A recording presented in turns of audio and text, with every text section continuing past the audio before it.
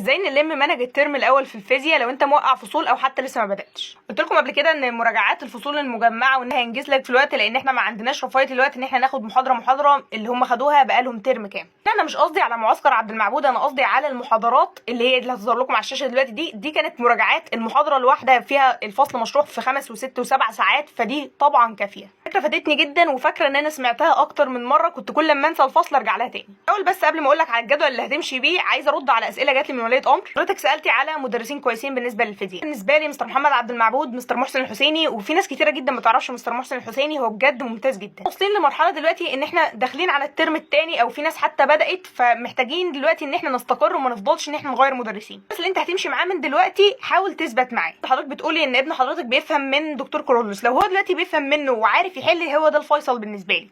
المهم ان هو يكون عارف يحل جميع انواع الاسئله. لو لقيت نفسك مع المدرس اللي انت معاه ايا كان هو مين عارف تحل جميع انواع الاسئله، يبقى انت ماشي صح. نشتت نفسنا ان احنا ناخد مع 2 مدرسين في نفس الوقت.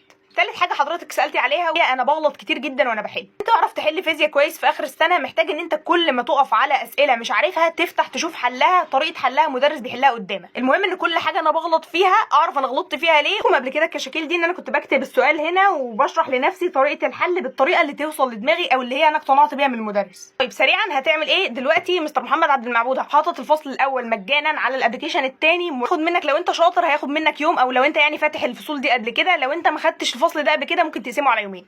انت محتاج تبقى مخلص 3 فصول فيزياء تقريبا. الفيديو من دول خد منك يومين، كده 6 ايام وهتكون لميت الفصول. هنسمع الفيديو، نقرا الشرح من كتاب احنا بنفهم منه زي كتاب الامتحان مثلا، نقرا الاسئله المحلوله اللي فيه ونبدا نحل. تحل مجمع من اي كتاب مراجعه نهائيه، او مثلا تحل على كل درس حوالي 30 سؤال. عشان انت شايفها مباشره عديها وحاول تحل الاسئله المتوسطه للصعبه. النظام ده كل فيديو بالكتير قوي هياخد منك يومين سماع ومذاكره وحل. هتشارك معانا اكتب في الكومنتات، لان هاجي كل يوم على الكومنت بتاعك ده واسالك عملت ايه. عندك اي اسئله اكتب لي. سلام.